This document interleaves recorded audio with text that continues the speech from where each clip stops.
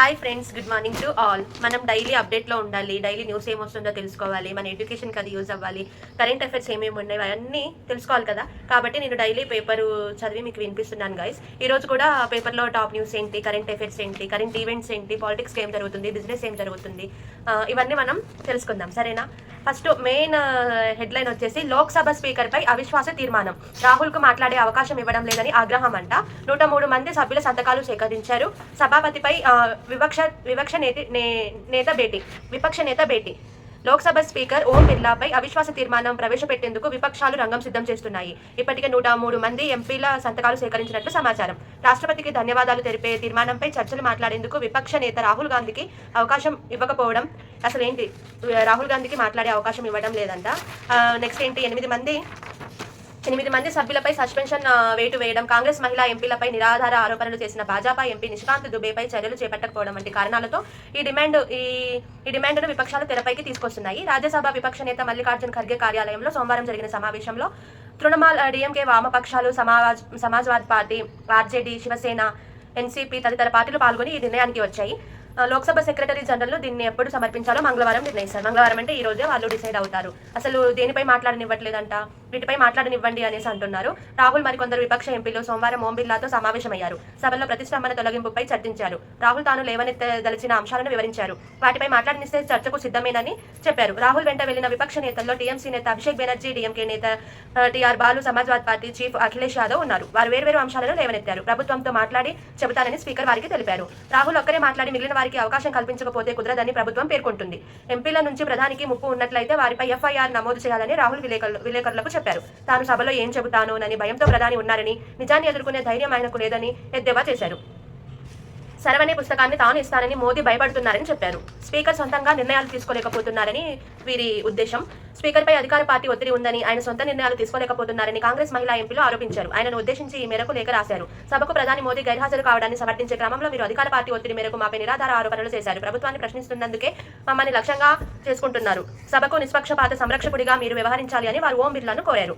లేఖపై ప్రియాంక గాంధీ సహా పలువురు సంతకాలు చేశారు. నెక్స్ట్ ఏంటి, ఆ పదవిపై గౌరవం ఉంది అంటే స్పీకర్ పదవిపై గౌరవం ఉంది అని మాజీ ప్రధానులపై అసభ్యకరంగా మాట్లాడిన భాజపా ఎంపీలపై మీరు ఎలాంటి చర్య తీసుకోలేదు. మీరు స్వతంత్ర నిర్ణయాలు తీసుకోలేకపోతున్నారని అర్థమవుతుంది. మీపై మాకు వ్యక్తిగతంగా గౌరవం ఉంది. మీరు నిరంతరం అధికార పార్టీ ఒత్తిడిలో ఉంటున్నారని మహిళా ఎంపీలు లేఖలో పేర్కొన్నారు. మేము సభకు వెళ్లడం, వెంటనే బయటకు రావడం చాలా విచారకరం. ఇది ప్రజాస్వామ్యం కాదు. మేము ఇక్కడికి ఎందుకు వస్తున్నట్లు అని ప్రియాంక విలేకరుల వద్ద అన్నారు. రాజ్యసభ నుంచి విపక్షం వాకౌట్. పార్లమెంట్లో సోమవారం కూడా సభా కార్యకలాపాలకు ఆటంకం కలిగింది. విపక్షాల నిరసనలతో లోక్సభ పలుమార్లు వాయిదా పడింది. రాహుల్ను మాట్లాడనివ్వాలనే డిమాండ్లో సభను విపక్షం స్తంభింపజేసింది. ఇరుపక్షాలు తమ వాదనలు వినిపించాయి. చివరకు సభ మంగళవారానికి వాయిదా పడింది. అటు రాజ్యసభలో ఇదే అంశంపై ఖర్గే మాట్లాడడానికి అనుమతి లభించకపోవడంతో కాంగ్రెస్ సహా విపక్షాలు వాకౌట్ చేశాయి. వాణిజ్య శాఖ మంత్రి పీయూష్ గోయల్ పై డీఎంకే ఎంపీ తిరుచి శివ సభ హక్కుల తీర్మాన నోటీసు ఇచ్చారు. పార్లమెంట్ జరుగుతున్నప్పుడు అమెరికా వాణిజ్య ఒప్పందంపై బయట ప్రకటన చేయడాన్ని తప్పుపట్టారు. నెక్స్ట్, చర్చ జరగకపోతే విపక్షానికే నష్టం, రిజిజు. సభలో సంఖ్యాబలం తమకున్న దృష్ట్యా ఏ బిల్లునైనా ఆమోదించకపోవడంలో ఇబ్బంది ఉండదని, చర్చ జరగకపోతే ప్రతిపక్షానికే నష్టమని పార్లమెంటరీ వ్యవహారాల మంత్రి కిరణ్ రిజిజు పేర్కొన్నారు. స్పీకర్పై అవిశ్వాసం ప్రవేశపెట్టినా ఆయన తొలగించడానికి కావాల్సినంత బలం విపక్షాలకు లేదని చెప్పారు. స్పీకర్ వ్యవస్థను కించపరిచేలా విపక్షం వ్యవహరిస్తుందని ఆరోపించారు. సభలో ప్రధాని భద్రతపై స్పీకర్ ఆందోళన చెందడానికి తగిన కారణాలు ఉన్నాయని, వ్యవస్థ పవిత్రతను కాపాడేందుకే ఆయన నిర్ణయాలు తీసుకున్నారని లోక్సభ సచివాలయం స్పష్టం చేసింది. ఇది ఫస్ట్ మనం హెడ్లైన్ గా చూసుకోవచ్చు. లోక్సభ స్పీకర్పై అవిశ్వాస తీర్మానం అనేది పెట్టారు. తర్వాత నెక్స్ట్, అభివృద్ధి బాధ్యత నాదే, ఆశీర్వదించండి, పాలనా బేరీజు వేసి మంచి నిర్ణయం తీసుకోండి, బారాసాకు ఓట్లడిగే అర్హతే లేదు, గల్లీ ఎన్నికలతో మోదీకి ఏం సంబంధం, జనగణన అయ్యే వరకు జిల్లాల సరిహద్దులు మార్చవద్దని కేంద్రం ఆదేశాలున్నాయి, ప్రతి మున్సిపాలిటీకి మాస్టర్ ప్లాన్ తెస్తాం. మీడియా సమావేశంలో ఇదంతా మనకు సీఎం రేవంత్ రెడ్డి గారు చెప్పారన్నమాట. ఏమంటున్నారు రేవంత్ రెడ్డి గారు, బీసీలకు 42% రిజర్వేషన్లు అడ్డుకోవడానికి కోర్టులో పిటిషన్ వేసిన వ్యక్తికి మున్సిపల్ ఎన్నికల్లో బారాసా టికెట్ ఇచ్చింది. మేము బీసీలకు పార్టీ పరంగా 61% టికెట్లు ఇచ్చాం. ఇది మా నిబద్ధత. మున్సిపల్ ఎన్నికల్లో కాంగ్రెస్, భాజపా, బారాసాల మధ్య త్రిముఖ పోరు జరుగుతుంది. ఎవరు అభివృద్ధి చేయగలరో ఆలోచించండి. అవసరమైనప్పుడు కేంద్రంపై కొట్లాడడానికి ప్రభుత్వానికి భేషజాలు లేవు. బారాసాల చీకటి ఒప్పందాలు కేంద్రంతో కొమ్ము కావాల్సిన అవసరం మాకు లేదు అని సీఎం రేవంత్ రెడ్డి గారు చెబుతున్నారు. తర్వాత, కేసీఆర్ను తిట్టడం తప్ప రేవంత్ చేసిందేమీ లేదు అంటున్నారు కేటీఆర్ గారు. 6 గ్యారెంటీలు అమలు చేసే వరకు ప్రశ్నిస్తూనే ఉంటాం. 2 ఏళ్లలో బారాసా అధికారంలోనికి వస్తుంది. ఇది కేటీఆర్ చెప్పారు. తర్వాత, కేంద్ర నిధులతోనే రాష్ట్రంలో పాలన జరుగుతుందనేసి చెప్తున్నారు. బంగారు తెలంగాణ భాజపాతోనే సాధ్యం, ఆ పార్టీ రాష్ట్ర అధ్యక్షుడు రామచంద్రరావు గారు అంటున్నారు. నెక్స్ట్, డి అంటే డి, ఆరోపణలు ప్రత్యారోపణలతో హోరెత్తించిన పార్టీలు, పట్టు నిరూపించుకునేందుకు కాంగ్రెస్ యత్నం, సత్తా చాటేందుకు బారాసా వ్యూహాలు, కీలక కార్పొరేషన్లపై భాజపా గురి, ముగిసిన మున్సిపల్ ప్రచారం. ఇది వచ్చేసి మనకు ఎలక్షన్స్ నడుస్తున్నాయి కదా, మున్సిపల్ ఎలక్షన్, దాని గురించి మెయిన్ హెడ్లైన్గా చూసుకోవచ్చు మనం. నెక్స్ట్ లైసెన్స్ లెస్ 21,000 నుంచి 35,000 వరకు పెరిగిన డిఎల్ కేసులు, భారీగా రహదారి భద్రతా ఉల్లంఘనలు, చర్యలు మాత్రం అంతంతగానే ఉన్నాయి. డ్రైవింగ్ లైసెన్స్ కు సంబంధించి కేసులు, దాని రద్దు వివరాలు 2024-25లో వచ్చేసి 21,744 ఉండగా ఈ డ్రైవింగ్ లెస్ కేసులు ఇవన్నీ మొత్తం ఇచ్చారు. అదంతా మనకు అవసరం లేదు. నెక్స్ట్ వ్యవసాయాభివృద్ధిలో పట్టభద్రులు భాగస్వాములు అవ్వాలి. టాటా కార్నెల్ ఇన్స్టిట్యూట్ డైరెక్టర్ ప్రభు పింగళి. అగ్రివర్సిటీలో మెగా స్నాతకోత్సవం. బాలికతో ఉపాధ్యాయుడి ప్రేమ పాఠాలంట, పారిపోయి పెళ్లి చేసుకున్నారంట. విద్యాబుద్ధులు నేర్పాల్సిన ఉపాధ్యాయుడు ప్రేమ పాఠాలు చెప్పాడు. బాలికను తీసుకొని పారిపోయి పెళ్లి చేసుకున్నాడు. చివరకు అరెస్ట్ అయ్యాడు. మేడ్చల్ మల్కాజ్గిరి జిల్లా Pocharam IT corridor police station పరిధిలో జరిగిన సంఘటన ఆలస్యంగా వెలుగులోనికి వచ్చింది. పోలీసులు తెలిపిన వివరాల ప్రకారం పోచారం డివిజన్లోని ఓ ప్రైవేట్ పాఠశాలలో పర్రేం 27 ఇయర్స్ అతను ఫిజిక్స్ టీచర్ అంట. అదే పాఠశాలలో 10వ తరగతి చదువుతున్న ఓ విద్యార్థినికి మాయమాటలు చెప్పాడు. బాలిక తెలిసి తెలియక ఉపాధ్యాయుడిని ప్రేమించింది. ఇద్దరు రహస్యంగా పెళ్లి చేసుకున్నారు. 20 రోజుల కిందట విద్యార్థిని మెడలో పసుపు తాడు ఉండడం చూసిన తల్లి ప్రశ్నించింది. విద్యార్థిని జరిగిన విషయం చెప్పింది. బాలిక కుటుంబ సభ్యులు పాఠశాల నిర్వాహకులను నిలదీశారు. వారి నుంచి నిర్లక్ష్యంగా సమాధానం రావడంతో పోలీసులకు ఫిర్యాదు చేశారు. పర్రేం 19పై పోక్సో చట్టం కింద కేసు నమోదు చేసి రిమాండ్కు తరలించామని సిఐ బి రాజవర్మ తెలిపారు. పాపం అది టీనేజ్ కాబట్టి స్కూల్లో అమ్మాయిలకు ఏం తెలుసు, టీచర్స్ కరెక్ట్ ఉండాలి కదా. ఈసారి జిల్లా కేంద్రాలకే పాఠ్యపుస్తకాలు, మండల కేంద్రాలకు సరఫరా టెండర్పై వెనక్కి తగ్గిన విద్యాశాఖ. పెండింగ్లో ముద్రణ బకాయిలున్నాయి. గతేడాది ముద్రించిన పుస్తకాలకు సంబంధించి బకాయిలు చెల్లించలేదని వాటిని మంజూరు చేయాలని ప్రింటర్లు, పాఠశాల పాఠ్యపుస్తకాల విభాగం సంచాలకుడు రమణ కుమార్కు పలుమార్లు విన్నవించారు. గతేడాదితో పాటు అంతకుముందు సంవత్సరాల బకాయిలు కలుపుకుంటే 40 కోట్ల వరకు ఉన్నట్లు తెలిపారు. దీనిపై ఆయన స్పందిస్తూ త్వరలోనే బకాయిలన్నీ చెల్లిస్తామన్నారు. తర్వాత ఈపీఎస్ పెన్షన్లకు కనీస పెన్షన్ పెంచాలి అనేసి టీఏపీఆర్డీఏ డిమాండ్ చేస్తూ వాళ్ళు ధర్నా చేస్తున్నారు రోడ్డు మీద. తర్వాత బాలుడి పేగులో పిన్నిసంట బయటకు తీసిన వైద్యులు. 700 కోట్లు మళ్లించిన కేసులో జైల్లో ఉన్నది 9 నెలలే ఉన్నారంట. రాజ్ కేసీ రెడ్డి బెయిల్ పిటిషన్లో జోక్యం చేసుకోలేం. ఆయనపై మద్యం విధానానికి రూపకర్త, ప్రధాన కుట్రదారన్న తీవ్ర ఆరోపణలున్నాయి. మీ వాదనలతో ఇతరుల బెయిల్ రద్దవుతుందేమో కానీ మీకు బెయిల్ రాదు. రాజ్ కేసీ రెడ్డి బెయిల్ పిటిషన్ విచారణలో సుప్రీంకోర్టు ధర్మాసనం వ్యాఖ్యలు. ఆ ఒక్క కారణంతోనే బెయిల్ నిరాకరించారంట. ఆ కారణం ఏందో తెలుసుకుందాం.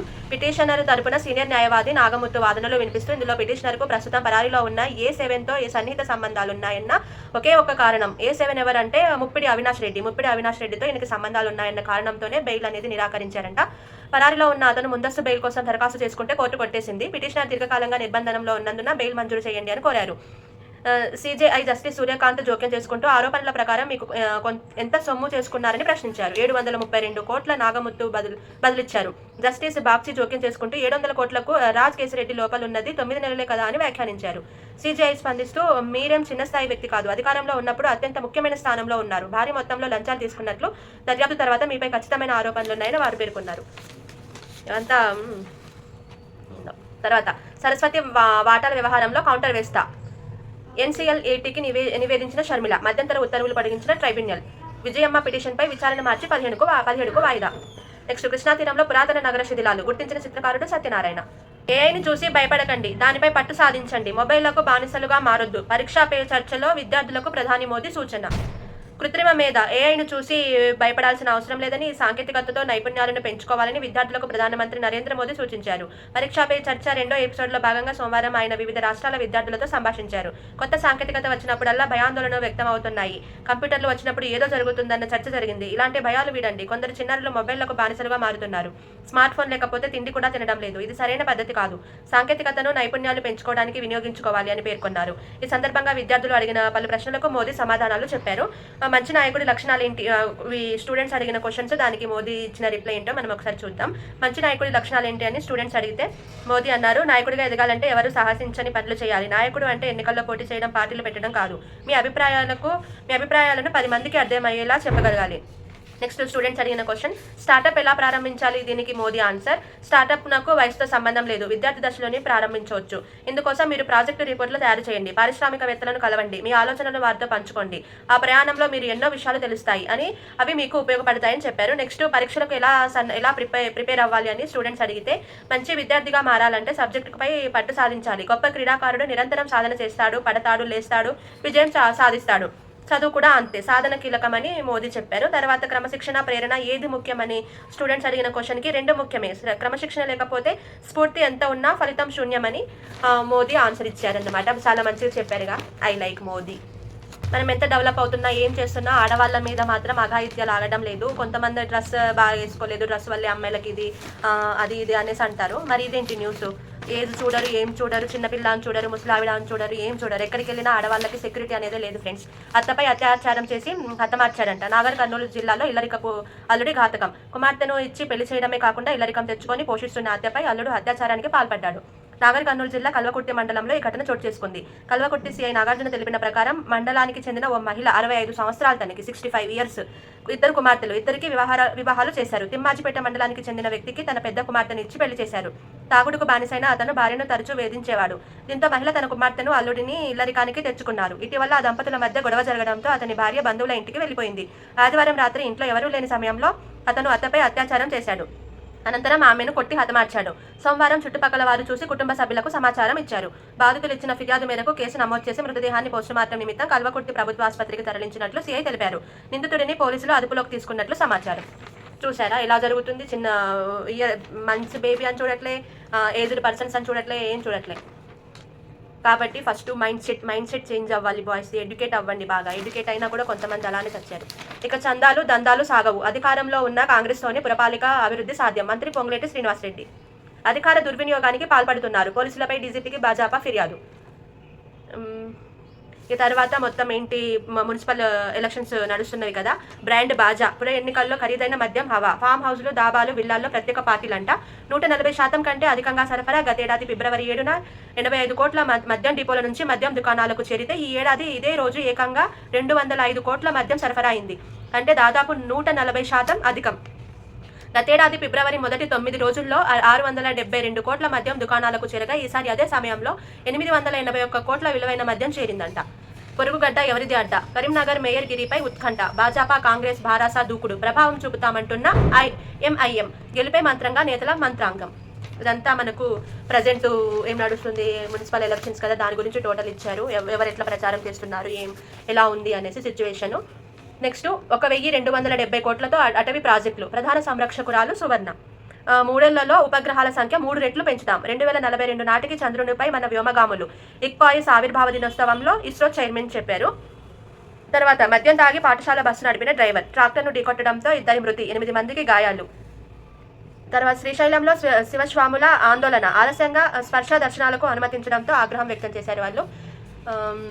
గురుకుల నిత్యావసరాలకు కేంద్రీకృత టెండర్లు 2026-27 విద్యా సంవత్సరం నుంచి అమలు. రాష్ట్రంలోని గురుకుల విద్యాలయాలు, సంక్షేమ వసతి గృహాలు, కస్తూర్బా విద్యా సంస్థల్లో నిత్యావసరాల సమీకరణకు కేంద్రీకృత టెండర్ల విధానం అమలు చేయాలని రాష్ట్ర ప్రభుత్వం నిర్ణయించిందంట. ఇవన్నీ దాని గురించి సంబంధించిన న్యూస్. మధ్యతరగతికి మంచిగూడు. నగరాలు, పట్టణాల్లో సరసమైన ధరలకే ఇల్లు. హౌసింగ్ పాలసీలపై ప్రభుత్వం దృష్టి. కొత్త ఆర్థిక సంవత్సరంలో అమలు. మీ బండి పొగలెక్కలు పక్కాగా. కాలుష్యం వివరాలని రవాణా శాఖ సర్వే జనరేట్ చేస్తుంది. ఆ వివరాలనే మొబైల్ పరీక్షకు కేంద్రం ప్రింట్ ఇవ్వాలి. ఇవే ఫ్రెండ్స్ నేటి కరెంట్ అఫైర్స్ కానీ, ప్రజెంట్ ఈవెంట్స్ కానీ, ఏమేమి జరుగుతున్నవి, ఏంటి, ఎలా ఉంది ఈరోజు అప్డేట్. నేను మీకు ఈ పేపర్ చదివి మీతో షేర్ చేసుకున్నాను. ఇలాంటి మరిన్ని డైలీ అప్డేట్స్ కోసం నా ఛానల్ని సబ్స్క్రైబ్ చేయండి ఫ్రెండ్స్. ఈ వీడియో మీకు నచ్చినట్లయితే లైక్ చేయండి, షేర్ చేయండి, సబ్స్క్రైబ్ చేయండి. బాయ్.